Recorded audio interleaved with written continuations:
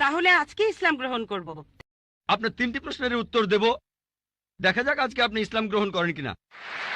আপনার নামটা কি জানতে পারি? আমি নীলিমা। আপনার লেকচারের জন্য অসংখ্য ধন্যবাদ। তবে আমি কিছু ব্যাপারে একটু জানতে চাই। যেমন আপনি ভবিষ্যৎ পুরাণের কথা বললেন, 3য় খণ্ডের 3য় অধ্যায় 5 থেকে 8 নম্বর শ্লোক। আমি আপনাকে আরেকটা ব্যাপার জানিয়ে রাখি যে হয়তো আপনিও এটা জানেন। ধরেন ঈশ্বর যে নবীকে পৃথিবীতে পাঠান, সেই নবী তার উদ্দেশ্যে বলা ভবিষ্যৎবাণীগুলো পূরণ করবেন। যদি সেই নবী অর্ধেক বা তার কম ভবিষ্যৎবাণী পূরণ করেন, তাহলে তাকে নবী বলা যাবে না। এটা একটা সাধারণ যুক্তির ব্যাপার। এবারে ভবিষ্য পুরাণার কথা বলি।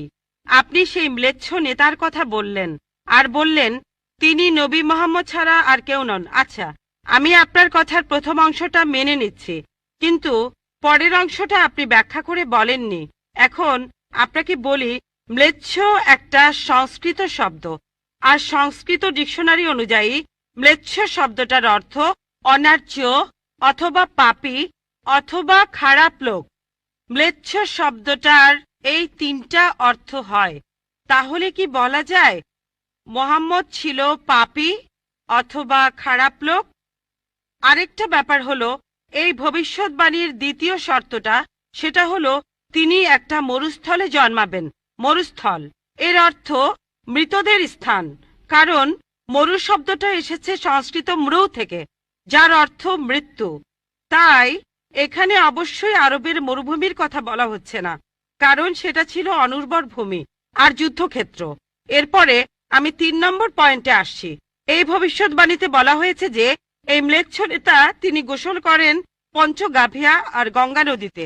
আর এটা আমরা সবাই জানি যে গঙ্গা নদী, এই নদীটা আরবে নয়, গঙ্গা নদী রয়েছে ইন্ডিয়ায়। এটা পৃথিবীর সবাই জানে। এবার পঞ্চগাভিয়ায় গোসল করা সম্পর্কে বলি।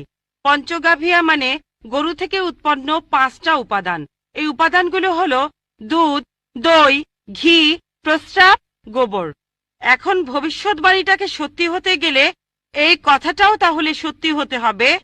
আপনি কি আমাকে পবিত্র কোরআনের এমন কোনো আয়াত দেখাতে পারেন যেখানে বলা আছে যে মোহাম্মদ গোসল করেছিল গঙ্গার জলে বা সেই 5টা উপাদান দিয়ে, অর্থাৎ দুধ, দই, ঘি, প্রস্রাব আর গোবর?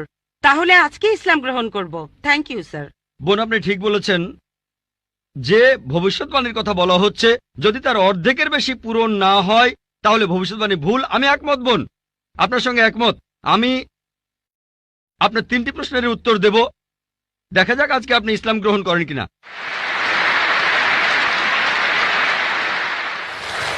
এটাও হতে পারে আপনি আমার সঙ্গে একমত হবেন না। আমি যা বলবো, আমি একমত। ম্লেচ্ছ এই শব্দটা 3টি অর্থ আছে।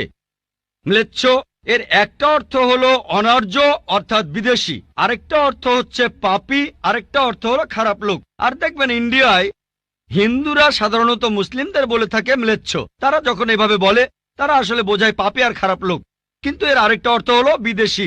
যখন আমি লেকচারে কোনো ধর্মগ্রন্থ থেকে উদ্ধৃতি দেই, সেখানে একটা শব্দের যদি অনেক অর্থ হয়, ব্যাপারটা এমন না ধরেন শব্দটার 4টা অর্থ আছে, তার মধ্যে 3টা অর্থ এখানে খাটে না, মাত্র একটা ঠিক হলেও অর্থ সঠিক হতে পারে। যেমন ধরেন কোরআন বলছে তোমরা শূকর খেও না।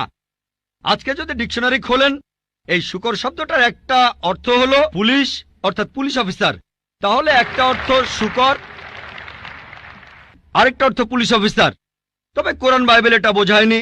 বাইবেলে বুক অব লেভিটিকাস 11 অধ্যায় 7 থেকে 8 অনুচ্ছেদে আছে, বুক অব ডিউটেরোনমি 14 অধ্যায়ের 8 অনুচ্ছেদে আছে, বুক অব আইজায়া 65 অধ্যায়ের 2 থেকে 5 অনুচ্ছেদে আছে, বলা হয়েছে তোমরা শূকর খেও না, কিন্তু পুলিশকে বোঝায়নি বাইবেল। যদি আপনি বিভিন্ন ধর্মের ছাত্রী হয়ে থাকেন, যদি 10টা অর্থ থাকে সেখানে একটা অর্থও খাটে, দেখতে হবে সেটা সঠিক কিনা। 2টো সঠিক হতে পারে, 3টা সঠিক হতে পারে, সবগুলো সঠিক হতে পারে, কিন্তু যদি মাত্র একটা অর্থ সঠিক হয় এতেও ভবিষ্যৎবাণীটা ফলে যেতে পারে।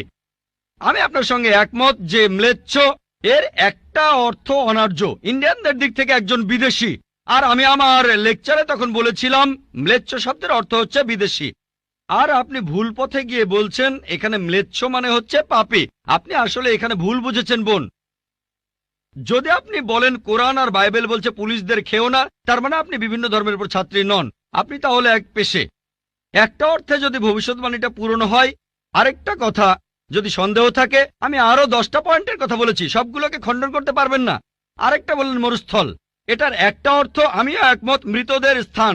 তবে সংস্কৃতিতে মরুস্থল শব্দটার আরেকটা অর্থ হচ্ছে বালুময় স্থান। আপনি আজকে ডিকশনারি চেক করেন, সেখানে দেখবেন আমাদের ইসলামিক রিসার্চ ফাউন্ডেশনে এখানে সংস্কৃত ডিকশনারিও আছে। আমি বিভিন্ন ধর্মের উপর ছাত্র, এটা মানছি যে একটা অর্থ হচ্ছে মৃতদের স্থান, আরেকটা অর্থ হচ্ছে বালুময় স্থান। কিন্তু ভুল অর্থটা আপনি নিচ্ছেন কেন? তাহলে তো আপনি ভুল পথে চলে যাবেন। যদি পারমুটেশন আর কম্বিনেশন গুলো দেখেন, অন্য যে পয়েন্টগুলো বলেছি সেগুলো পুরোপুরি সঠিক। এখানে আপনাকে সঠিক উত্তরটা বেছে নিতে হবে। তাহলে মরুস্থল শব্দটার একটা অর্থ হলো বালুময় স্থান বা মরুভূমি। আপনার তৃতীয় প্রশ্নতে আসি, আপনি ইসলাম গ্রহণ করবেন ইনশাল্লাহ। তৃতীয় প্রশ্নটা, আমি যে ভবিষ্যৎবাণীটার কথা বলেছি যে নবী মোহাম্মদ সাল্লাল্লাহু আলাইহি সাল্লাম পঞ্চগর্ভে গোসল করেছিলেন গঙ্গা নদীতে, এখানে বুঝে নিতে হবে যখন আমরা বলছি যে হিন্দুদের রীতি অনুযায়ী যে কেউ পঞ্চগর্ভে বা গঙ্গায় গোসল করবে তার অর্থ বিশুদ্ধ হবে। একটা অর্থ শারীরিকভাবে গঙ্গায় ডুব দিলেন, আমারও মনে হয় না নবীজি ইন্ডিয়া এসে গঙ্গায় ডুব দিয়েছিলেন।